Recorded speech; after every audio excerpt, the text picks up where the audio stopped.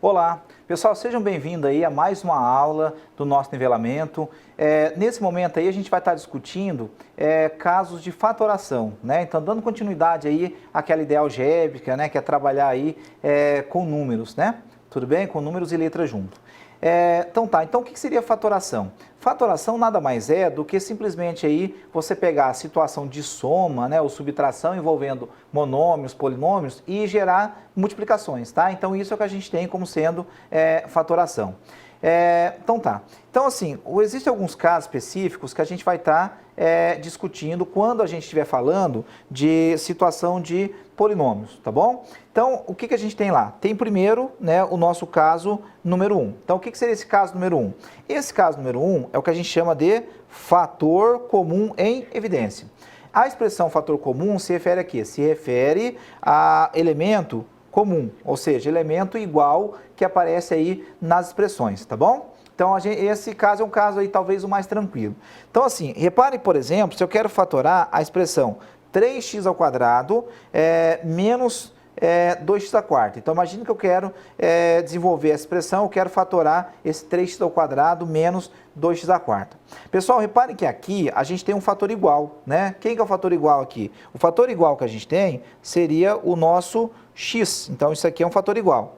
Só que a hora que você coloca 3x ao quadrado, repare que 3x ao quadrado, na verdade ele é 3x vezes x, né? O 2x à quarta seria assim, ó, 1, 2, 3, 4x, tá bom? Então, na verdade, a gente não tem só um x igual, a gente tem dois, né, x aqui, dois fatores iguais, tudo bem? Então, esse fator igual a gente pode colocar em evidência, então x ao quadrado vai ficar em evidência. A hora que você colocou esse x ao quadrado como uma expressão em evidência, repare o seguinte, se eu usei esses 2x ao quadrado aqui como fator evidência, sobrou um termo aqui, não sobrou? Sobrou quem? Sobrou 3, então a gente tem um 3. Ainda, neste caso, eu coloquei esses dois fatores, né, em evidência, sobraram um 2, sobrou um x, outro x, né? Então seria menos 2x elevado ao quadrado, tudo bem? Essa seria a essência da nossa fatoração. Mas, né, para facilitar a nossa vida, o que a gente tem? A gente viu que tem um fator igual, que é um x, não é?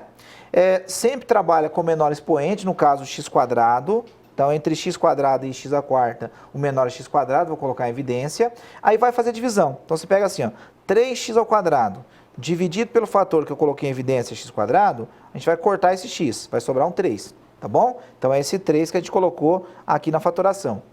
Ainda, né, o 2x à quarta. O 2x à quarta, você tem lá assim, 2x à quarta, eu estou colocando um x quadrado em evidência.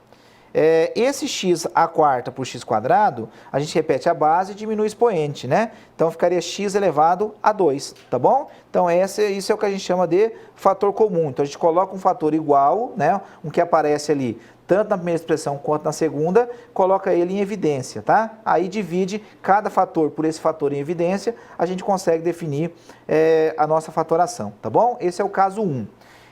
Ainda tem o caso número 2, né? Que é uma extensão daqueles produtos notáveis que a gente conhece.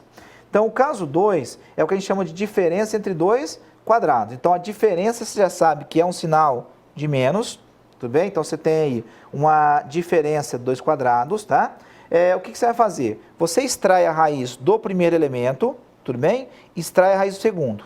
Depois você coloca um com menos, outro com mais. Então, essa é a essência dessa fatoração, tá? Então, coloca um com menos, outro com mais, né? E automaticamente está fatorado. Repara que se você aplicar a distributiva, né, nessa expressão, ele volta a ser a mesma coisa, senão, né, tá estranho, tá?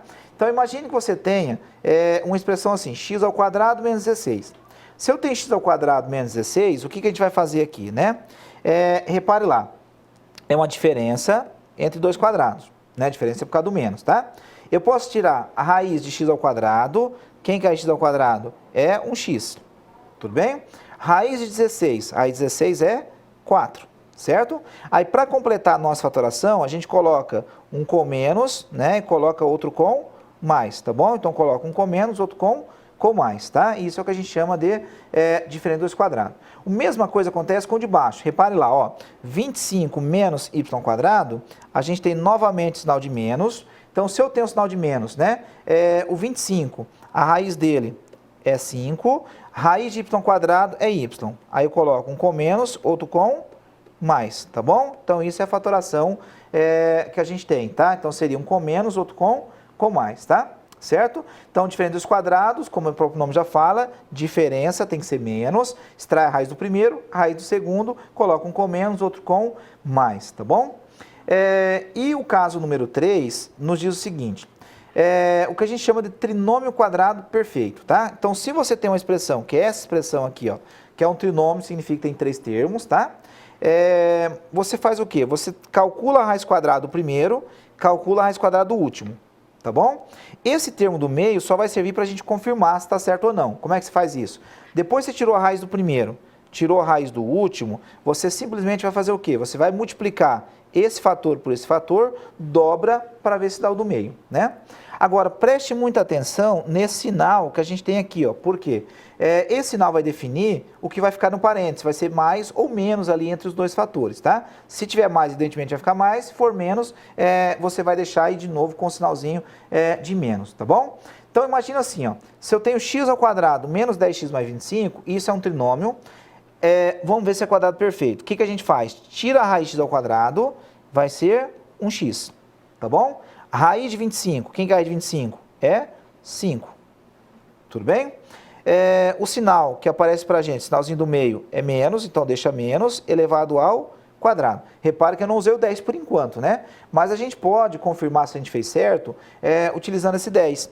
Então, se eu pegar aqui, ó, x, né, vezes 5, vai dar quanto? Vai dar 5x. A hora que eu dobrar, vai dar 10x, que é o do meio, tá bom? O outro caso lá, y² mais 8x mais 16, né? Então, vamos colocar um y aqui, tá bom? Aí é o seguinte, y² mais 8y mais 16, o que a gente tem aqui para mexer, né? Neste caso, se eu tenho lá y² mais 8y mais 16, dentro que eu corrigi aqui, né? A gente pode escrever assim, ó. Esse y² tem raiz, que é quem? Y, certo? O 16 também tem raiz, que é quem? Que é 4. Isso elevado ao quadrado, né?